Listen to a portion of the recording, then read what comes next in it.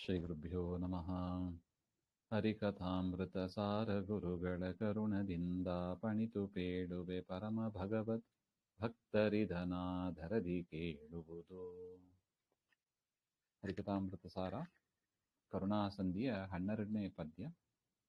ಧನವ ಸಂರಕ್ಷಿಸುವ ಪಣಿತಾನುನದೆ ಮತ್ತೊಬ್ಬರಿಗೆ ಕೊಡದನು ದಿನದಿ ನೋಡುತ್ತ ಸುಖಿಸುವಂತದಿ ಲಕುಮಿ ವಲ್ಲಭನು ಪ್ರಣತರನು ಕಾಯ್ದಿಹನು ನಿಷ್ಕಾಮನದಿ ನಿತ್ಯಾನಂದಮಯ ದುರ್ಜನರ ಸೇವೆಯನೊಲ್ಲನ ಪ್ರತಿಮಲ್ಲ ಜಗಕ್ಕೆಲ್ಲ. ಧನವನ್ನ, ಅದರ ಸಂಪತ್ತನ್ನ, ಹಿಂದಿನ ಕಾಲ ಪದ್ಧತಿ, ಆಗ ಬ್ಯಾಂಕ್ ಯಾವುದು ಇದ್ದಿಲ್ಲ, ಆಗ ಸಂಪತ್ತನ್ನ ಏನ್ ಮಾಡೋರು ಅಂದ್ರೆ ಭೂಮಿಯನ್ನ ಅಗೆದು ಅದರಲ್ಲಿ ಹೂತಿಡೋದು ಅಂತ.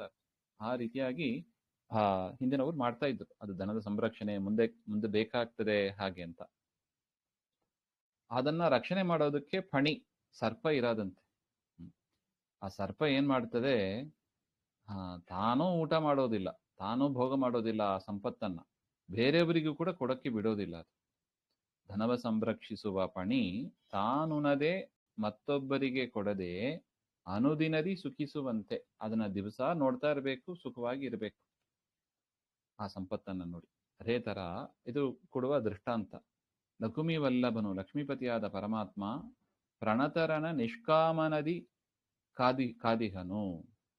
ತನ್ನನ್ನ ಯಾರು ಶರಣು ಹೋಗ್ತಾರೆ, ಭಕ್ತಿ ಮಾಡ್ತಾರೆ, ಮನಸ್ಸನ್ನು ಇಡ್ತಾರೆ, ಅವರಿಂದ ಯಾವುದನ್ನು ನಿರೀಕ್ಷೆ ಮಾಡದೆ ಪರಮಾತ್ಮ ಅವರನ್ನ ಸಂರಕ್ಷಣೆ ಮಾಡ್ತಾ ಇದ್ದಾನೆ. ಹಾಗೆ ನಿತ್ಯಾನಂದಮಯ, ಜಗಕ್ಕೆಲ್ಲ ಅಪ್ರತಿಮಲ್ಲ, ನಿತ್ಯಾನಂದ ಆನಂದ ಸ್ವರೂಪನು ಪರಮಾತ್ಮ, ಜಗತ್ತಿಗೆ ಸರಿಸಾಟಿ ಇಲ್ಲದವ, ದೇವರಂತ ಮತ್ತೊಂದು ವ್ಯಕ್ತಿ ಯಾರು ಇಲ್ಲ. ಹಾಗೆ ದುರ್ಜನರ ಸೇವೆಯ ಒಲ್ಲ ನೋಡಿ, ಇದೆ. ಆದರೆ ನಾವು ಮಾಡುವ ಕರ್ಮ ಹೇಗಿರಬೇಕು, ಕಾಯೇನ ವಾಚ ಮನಸ ಮಾಡುವ ಕರ್ಮ ಅದು ಭಕ್ತಿಪೂರ್ವಕವಾಗಿರ್ಬೇಕು. ದೇವರಲ್ಲಿ ಭಕ್ತಿ ಇಲ್ಲದೆ ಮಾಡುವ ಕರ್ಮ, ದೇವರ ಸ್ಮರಣೆ ಮಾಡದೆ, ಪಾರಾಯಣ ಇರಬಹುದು, ಸ್ತೋತ್ರ ಪಾರಾಯಣ ಇರಬಹುದು, ಸುಳಾದಿ ಪಾರಾಯಣ ಇರಬಹುದು, ಮಧ್ವನಾಮ ಪಾರಾಯಣ ಇರಬಹುದು, ಮನಸ್ಸು ಎಲ್ಲೋ ಇದ್ದು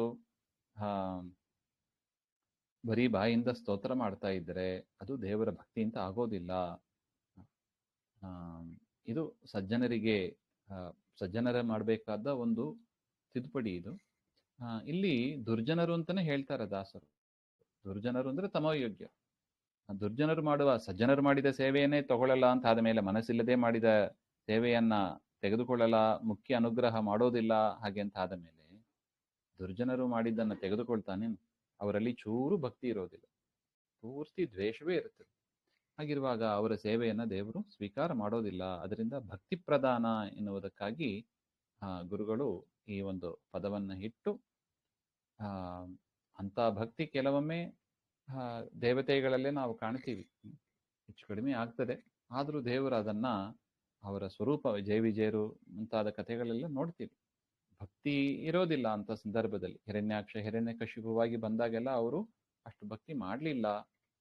ಅಂತ ಸಂದರ್ಭದಲ್ಲೂ ಕೂಡ ಅವರನ್ನ ಸಂರಕ್ಷಣೆ ಮಾಡ್ತಾನೆ. ಹಾಗೆಂದರೆ ದೇವರು ಎಷ್ಟು ಕರುಣಾಳು ಎಂಬುದನ್ನ ನಾವು ಅರ್ಥ ಮಾಡ್ಕೋಬಹುದು ಹಾಗೆ ಅಂತ ಗುರುಗಳು ಇಲ್ಲಿ ತಿಳಿಸಿಕೊಡ್ತಾ ಇದ್ದಾರೆ.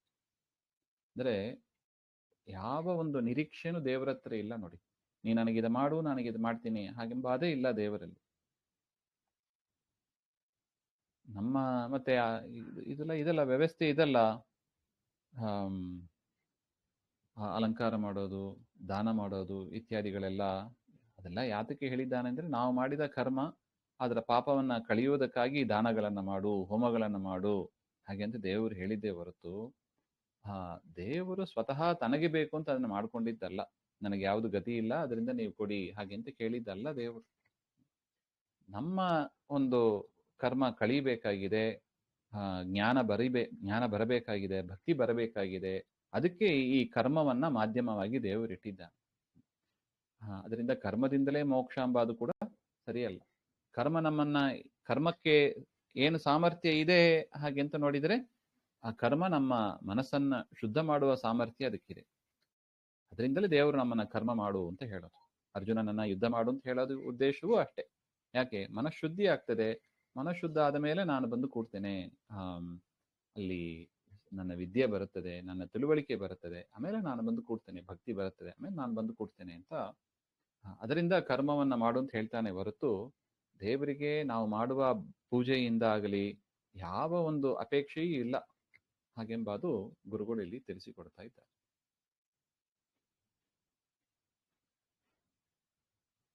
ಪ್ರಣತರನು ನಿಷ್ಕಾಮನದಿ ಕಾದಿಹನು ಹಾಗೆ ಅಂತ ಅದರ ಅಭಿಪ್ರಾಯ ಅದು. ಅದರಿಂದ ದೇವರಿಗೆ ಇದೆಲ್ಲ ಸ್ವಭಾವ. ದೇವರು ಯಾಕೆ ಹಿಂಗೆ ಮಾಡ್ತಾನೆ? ಅವನ ಸ್ವಭಾವ ಅದು. ಬೆಲ್ಲದ ಸ್ವಭಾವ ಏನು?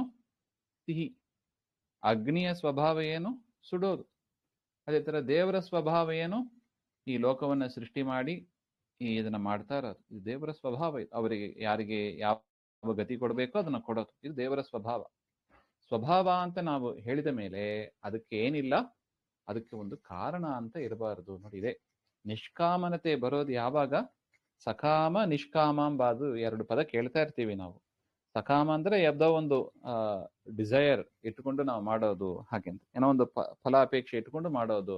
ಮಗ ಪಾಸ್ ಆಗಬೇಕು, ಮಗನಿಗೆ ಕೆಲಸ ಸಿಕ್ಕಬೇಕು, ಮಗನಿಗೆ ಮದುವೆ ಆಗಬೇಕು, ಏನೋ ಒಂದು ಫಲಾಪೇಕ್ಷೆ ನಮಗೆ ಇರುತ್ತದೆ. ರೋಗವಾಸಿ ಆಗ್ಬೇಕು, ಏನೋ ಒಂದು ಇದ್ದೇ ಇರ್ತದೆ. ಆದರೆ ಅದೇನಲ್ಲ, ಅದು ಸ್ವಾಭಾವಿಕ ಅಲ್ಲ, ಅದು ನ್ಯಾಚುರಲ್ ಅಲ್ಲ. ನೋಡಿ, ಯಾಕೆ? ಜ್ವರ ವಾಸಿ ಆಯಿತು, ಭಕ್ತಿಯೂ ವಾಸಿಯಾಗಿ ಬಿಡುತ್ತದೆ. ಹಂಗಾಗಬಾರ್ದು ಅಂತಾನೆ ದೇವರು. ಅದಕ್ಕೆ ದೇವರು ಹೇಗೆ ನಮ್ಮನ್ನ ರಕ್ಷಣೆ ಮಾಡ್ತಾನೆ? ನಿಷ್ಕಾಮನದಿ. ನಾವು ಸಂಸಾರದಲ್ಲಿ ಇದ್ದಾಗ ಮಾತ್ರ ನಾನೇನು ಕಾಪಾಡ್ತೇನೆ, ಆಮೇಲೆ ನಾನು ಕಾಪಾಡೋದಿಲ್ಲ ಹಾಗೆ ಅಂತ ಇಲ್ಲವೇ ಇಲ್ಲ. ನೀ ನರಕದಲ್ಲಿ ಇದ್ರು ನೀನನ್ನು ಕಾಪಾಡೋದು ನಾನೇ, ಸ್ವರ್ಗದಲ್ಲಿ ಇದ್ದರು ಮೋಕ್ಷದಲ್ಲಿ ಇದ್ದರೂ ಕಾಪಾಡೋದು ನಾನೇ ಹಾಗೆ ಅಂತ ಆದ ಮೇಲೆ ದೇವರಿಗೆ ಆ ಒಂದು ರಕ್ಷಣೆ ಎಂಬ ಒಂದು ಜವಾಬ್ದಾರಿ ಅದು ಅವನ ಸ್ವಭಾವ ಹಾಗೆ ಅಂತ. ಅದು ಅವನ ನ್ಯಾಚುರಲ್ ಪ್ರೋಸೆಸ್. ಅದು ಯಾರು ಹೇಳಿಕೊಟ್ಟು ಉಪದೇಶ ಮಾಡಿ ಬಂದದ್ದಲ್ಲ, ಅಥವಾ ತನಗೇನಾದ್ರು ಕೀರ್ತಿ ಬೇಕು, ಅದು ಬೇಕು, ದುಡ್ಡು ಬೇಕು, ಅದಕ್ಕಾಗಿ ಮಾಡುವವನು ಅಲ್ಲ ದೇವರು. ಮತ್ತೇನದು? ಅದು ಸ್ವಭಾವ. ನಮಗೆ ಅರ್ಥ ಆಗ್ಬೇಕು ಅಂತ ಅನಿಸ್ತದೆ.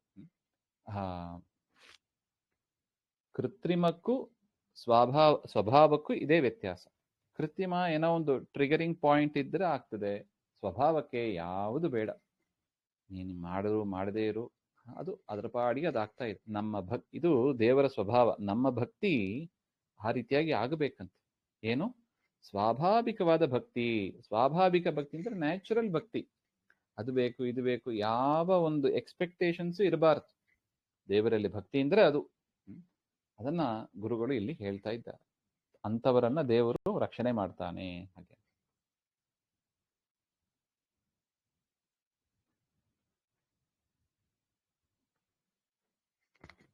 ಮೇಲೆ ಒಂದು ಪ್ರಶ್ನೆ ಬರುತ್ತದೆ, ಅದೇ ಕುಚೇಲ ಅವಲಕ್ಕಿಯನ್ನು ಕೊಟ್ಟ ಭಗವದ್ಗೀತೆಯಲ್ಲಿ ಪರಮಾತ್ಮ ಹೇಳಿದ್ದಾನೆ, ಪತ್ರಂ ಪುಷ್ಪಂ ಫಲಂ ತೋಯಂ ಷೋಡಶೋಪಚಾರ ಪೂಜೆ ವೈಶ್ವದೇವ ಭಗವಂತನ ಭಗವದ್ಗೀತೆಯಲ್ಲಿ ಹೇಳ್ತಾನೆ. ಇದೆಲ್ಲ ಯಾಕೆ ಹಾಗೆಂದ್ರೆ ಅದಕ್ಕೆ ಕರ್ಮವನ್ನ ಮಾಡು ಅಂತ ಹೇಳ್ತಾನೆ. ಯಾಕೆ? ನಮ್ಮ ಉದ್ಧಾರಕ್ಕಾಗಿ, ಆತ್ಮೋದ್ಧಾರಕ್ಕಾಗಿ ಹೊರತು ಪರಮಾತ್ಮನಿಗೆ ಅದು ಬೇಕಾಗಿದೆ ಅಂತ ಬಯಸಿ ಶಾಸ್ತ್ರದಲ್ಲಿ ಮಾಡು ಅಂತ ಹೇಳಿದ್ದು ಅಲ್ಲ ಹಾಗೆಂಬುದನ್ನು ನಾವು ಸ್ಪಷ್ಟಪಡಿಸ್ಕೋಬೇಕು. ವ್ಯಾಖ್ಯಾನದಲ್ಲಿ ಇದನ್ನೆಲ್ಲ ತಿಳಿಸಿದ್ದಾರೆ. ಹಾಗೆ ಮುಂದೆಂದು ಮತ್ತೆ ನೋಡೋಣ. ಶ್ರೀಮದ್ ಅಂತರ್ಗತ ಶ್ರೀಕೃಷ್ಣ ಅರ್ಪಣಮಸ್ತು. ಶ್ರೀ ಹರೇ ನಮಃ.